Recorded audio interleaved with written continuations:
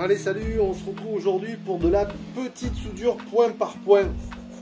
Donc j'ai acheté cette petite carte là sur AliExpress qui permet justement de pouvoir faire, vous voyez, hop, je fais un faux contact, de faire des soudures point par point sur des batteries 18630 justement, que je suis en train de faire pour mes petites voitures radiocommandées. Parce que je trouve que la qualité des piles qui nous sont fournies avec ces voitures sont pas top. Et en même temps, j'ai l'intention de pouvoir remettre à jour un petit peu les batteries de mes PC qui tiennent, sont plus du tout en forme, qui tiennent plus la charge, et du coup acheter de nouvelles piles et pouvoir les reconditionner facilement et rapidement. Donc je vais vous mettre le lien de cette petite carte dans la description et vous montrer un petit peu comment elle fonctionne, parce que j'ai pas trouvé en français sur internet comment la connecter et l'utiliser. Donc je me permets de vous faire cette petite vidéo. Donc voilà, c'est très simple, il faut avoir une batterie, si possible de voiture. Là c'est une 70 ampères, elle est quasiment neuve. C'était une voiture que j'ai récupérée sur une voiture que j'ai vendue. Bon, j'ai pas été très cool, j'ai remis l'ancienne et j'ai récupéré celle-là. Mais bon, donc là on est sur du 70 ampères. J'ai essayé avec une plus petite 12 volts de 21 ampères, ça marchait pas du tout. Donc si vous n'avez pas des bonnes soudures ou des bonnes impulsions, c'est que sûrement ça vient de l'ampérage.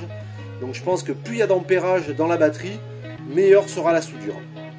Donc ici c'est très simple, un plus, un moins, c'est marqué ici. On voit bien qu'il ne faut pas se tromper. Donc le plus il part ici, il revient là.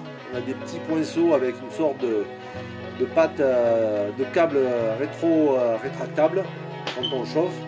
Et tout un système avec un petit buzzer ici qui permet, vous voyez, si on appuie une fois, deux fois, trois fois, quatre fois, et de l'éteindre, de pouvoir varier les intensités d'impulsion. Donc on va faire un test. Donc pour ceci il nous faut un petit fil à souder comme ceci, qu'on trouve facilement sur AliExpress. Hop, je le mets là, je fais ma coupe. Ça va bien couper. Voilà. Hop, je le positionne correctement. Ensuite je vais appuyer sur ce bouton pour le démarrer. 1, 2, 3, 4. Je me mets vraiment au maximum parce que jusqu'à maintenant, si j'étais en dessous de l'intensité, ça marchait pas du tout. J'ai déjà fait une bonne série, une vingtaine de piles comme ça pour mes petites voitures, et apparemment ça tient plutôt bien. Il faut bien se positionner. Hop. Là je tiens. 1.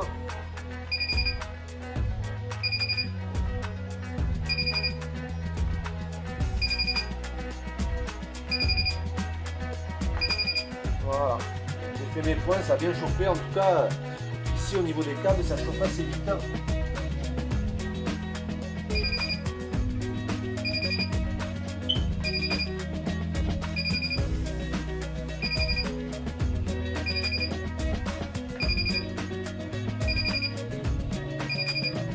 Voilà, tout simplement. J'ai remarqué que si je fais 2 par 2, c'est-à-dire je reste là, je le fais 2 fois ici, après je rebascule, ça me permet d'avoir une meilleure soudure, car le premier point d'impulsion est bon, mais je veux vraiment que ça tienne dessus et qu'il y ait un maximum de contact. Donc je fais un point là, j'appuie très fort, un point là, je rappuie là, comme ça, voilà. Là ça a chauffé une première fois, et la deuxième elle le soude parfaitement bien. Donc là on voit que voilà, j'ai beau tirer, la soudure elle est faite, ça tient bien et ouais, c'est collé, ouais, c'est parfait. Donc voilà pour ce petit appareil. Il y a aussi un minuteur dessus, donc si on s'en sert pas pendant un petit moment, je crois 2 ou 3 minutes, il s'arrête tout seul, il se met en veille. Et voilà, et là c'est éteint. Donc c'est vraiment pour le rapport qualité-prix, c'est parfait, c'est pratique. Bon, il y a toujours l'achat de la batterie, on en trouve aussi avec des modèles tout inclus. Il y a aussi, je sais pas si là, il y a ça. Ça c'est pareil, c'est un autre système. Je pensais que ça fonctionnerait avec ça, mais pour l'instant j'ai pas réussi à le brancher. Parce qu'il y a un système de clé, c'est-à-dire quand on appuie, on entend, il y a un contacteur qui doit envoyer une impulsion au bloc qui nous vendent là et qui doit dire envoie la sauce. je peux souder. Donc ça aussi c'est pas mal, mais sur cette version là ça n'a pas marché. Enfin, j'ai pas essayé, parce que là ça me convient tout à fait.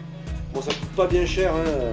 J'ai pas le prix en tête vraiment, mais voilà, un petit système simple et efficace pour pouvoir souder ses batteries et remettre en route, par exemple, vous voyez, ce stylo de chez Lidl, un Parkside que j'avais acheté, mais au bout d'un mois il marchait plus.